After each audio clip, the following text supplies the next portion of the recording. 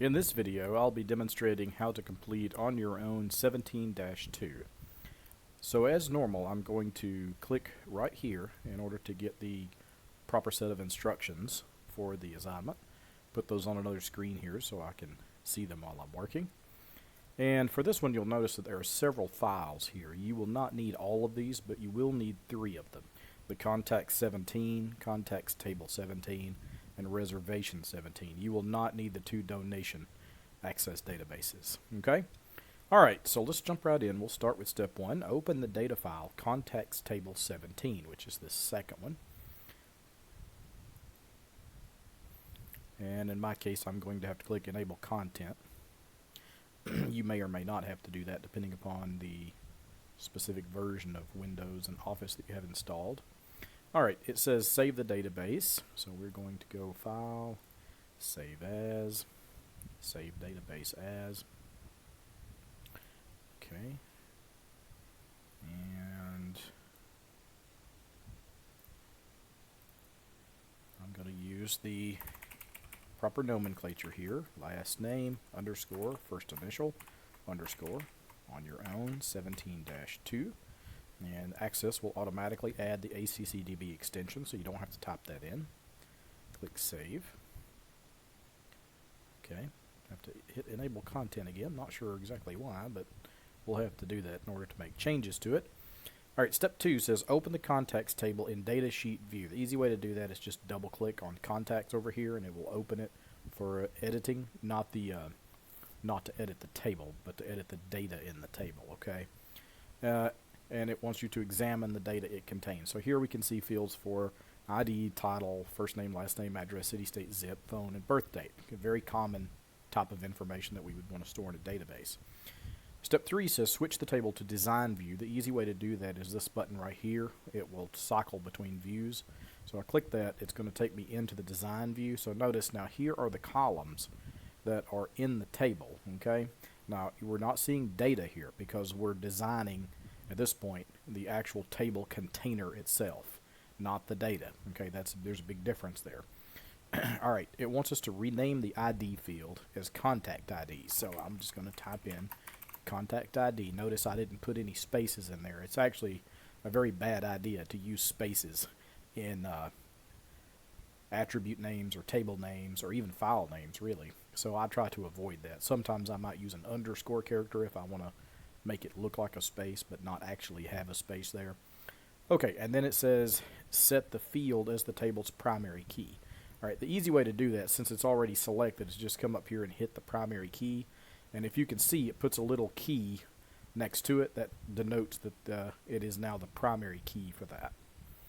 And it wants us to change the field size property to 3. So we can just come down here. See, currently it's 255. I'm just going to hit 3. And that's all there is to it to change the field size. Step 4 says use the field properties pane. That's here. See, it says field properties right here.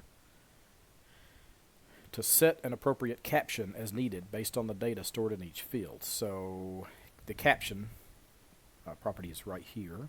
So we could say primary key for the table and hit title and then come down to caption and say title of the contact. And then you can work your way through all the rest of them, putting captions in there and just whatever description that you think fits. Okay? Step 5 says use the field size property for text fields to set an appropriate field size based on your examination of the data.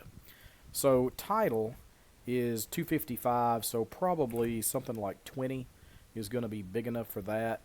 And contact name, first name maybe 30, and last name maybe 30, and address maybe 50. Okay, and city 50. Okay, state should be 2, alright, and zip is actually text, but we'll put 9 in there so we can do 9-digit zips if we needed to. And phone number should be, what, 10, right? And then birth date is a date, so it would not have a size in there. Okay, but in step 6, it wants us to set the property to short date, so it's date time up here in the data type.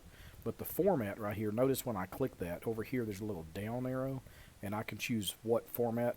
So short date is one of the options. That's what it's asking for right there. And step 7 says set the default value property for the state field to UT. So I'm going to click on state here, and I can go to the default value and just type in UT. That means when a record is created, Access is automatically going to set the value to Utah, UT. Okay, you could change it. You could overwrite that. It's just that's what it's going to be set to by default instead of being blank. All right, so step 8 says save the table. So we just go to, actually, the easy way to do that is just close the table. It'll say, do you want to save it? You can just say yes. Okay, it's giving you a message here. Some data may be lost because anytime that you change field sizes, especially when you shrink them, it's saying you could truncate data that's already in there. So in this case, yes, we've set them large enough to where it's going to be fine. Okay, and then it wants us to switch to datasheet view. So because I closed it, I'll have to double click on it again. That brings it back up in datasheet view, okay? And just change the values in the appropriate columns for the record with contact ID 201, which would be the first one here. See, the primary key. To your first and last name. Alright. Okay, just like that. You can hit tab and that'll switch between the columns. Okay, that might be easier than clicking the mouse button. Change the value in the title field if necessary. Resize each column in the data sheet. So the resize works a lot like it does in Excel. You could just double click the little column dividers and it will automatically resize the column to accommodate the largest entry. Okay, see like that? Okay. And then it says save and close the table. So I'm just going to click the little X here. Do you want to save changes? Yes, please. Okay, compact and repair the database. That can be found over here on Database Tools. Just click Compact and Repair, and that's it. You really won't see anything happen. Sometimes you'll get a message, but in this case, it's not going to ask you anything. Okay? All right, step 10, in the navigation pane, select the contact table, and then copy it to the clipboard. Okay, the easy way to do that is right-click and go down here and say Copy. Again, you won't see anything happen. So, in step 11, open the data file contact 17, which is this one here. Again, I'm going to click Enable Content. Alright, and then it wants us, in step 12, to paste this table. So over here in the object area, just right-click and say Paste, and it's going to ask us, what do we want to name it? We'll just leave it named Contacts, and whether we want the structure or structure in data, or append data to an existing table. In this case, we want structure and data, so the correct option is already selected. Just click OK. So it puts that table from the other database into this database. Alright. Alright. Alright, and then it wants us to save it. So what we'll do here is I'm going to do a save as. You're only going to submit one file, ultimately. Okay?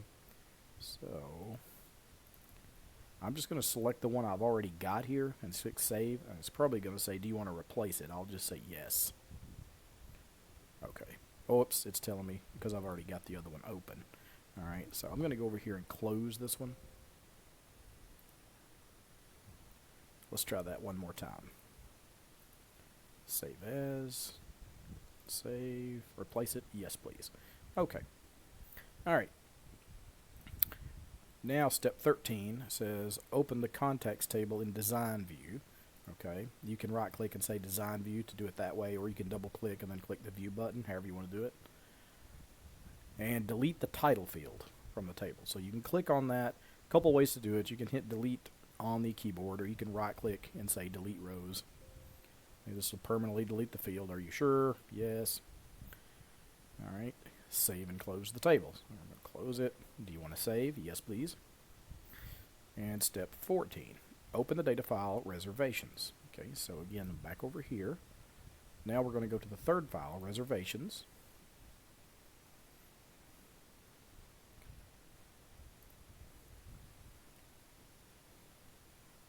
And it wants us to copy and paste this table. So we're going to right click and copy. And we can go ahead and close this out. We don't need that any longer. Oh, whoops, no we can't either. I'm sorry.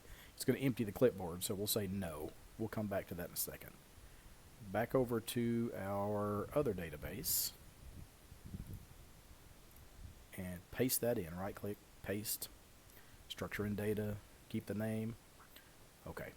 Now we can go over here and close reservations. We don't need that one any longer. Alright. Now, step 15, it says use the simple query wizard. That would be in under create right here.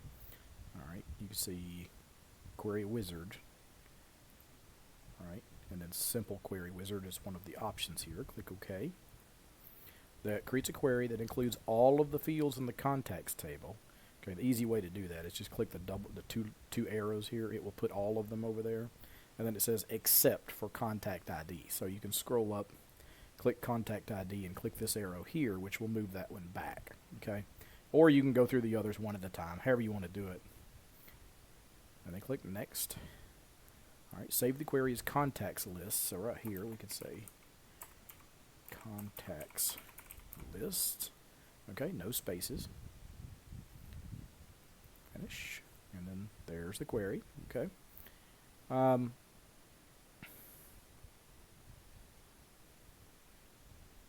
Let's see. Alright.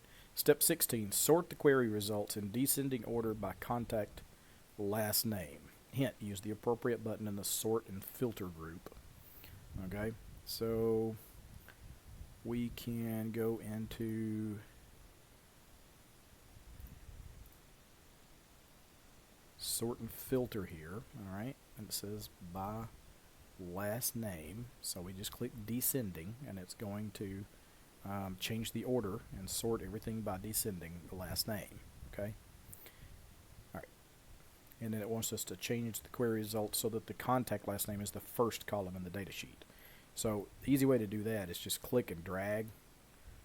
You see, I drug it over to be the first one in there. That's the easiest way to do it. There are other ways to do it. That's probably the easiest. Okay, so it says save and close the query. So I'm just going to close here. Are you sure? Yes. Alright. Step 19. Create a form based on the reservations table. So go back to create and then say form wizard. And I'm going to choose the reservations table here and select all fields. Next. Next. And we'll call this reservations form. Okay, finish. Alright. Use the form to navigate to the record with reservation ID 513. So in a form, you've got these little controls at the bottom that enable you to cycle between the records, because it's only going to show one at a time, unlike datasheet view. Alright, so here we have used the little arrows to find 513, the one that it wants, and it wants us to change the deposit amount to 1700. So we just come in here and type 1700. Okay, and it actually switched to the next record, so I'm going to click previous to go back to show you that it has changed it. Okay. Alright, I'm going to close that out. And now step 20 wants us to create a report based on the reservations table. So go back to create, and there's also a report wizard. We're just going to choose the down arrow here and point it to the reservations table and choose all the fields. Next. And this is fine. Next.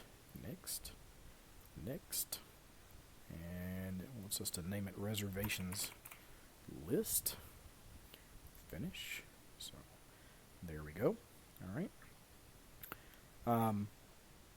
Step 21 says to delete the line delete the calculated field that adds all of the deposit amounts, but actually based on the selections that I've made, my report does not create that. Yours might, so if it does do that, all you have to do is highlight that in the design, okay, and delete it, which would be right here.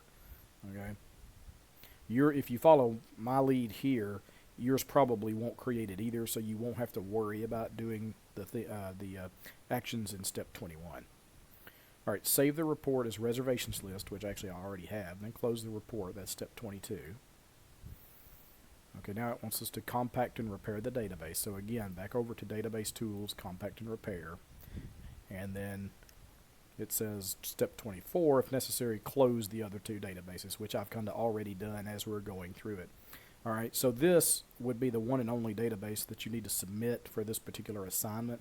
And so if you want to verify that you've got everything correct, you should have 3 different tables: contacts, properties, reservations, 1 query, 1 form, and 1 report. Okay?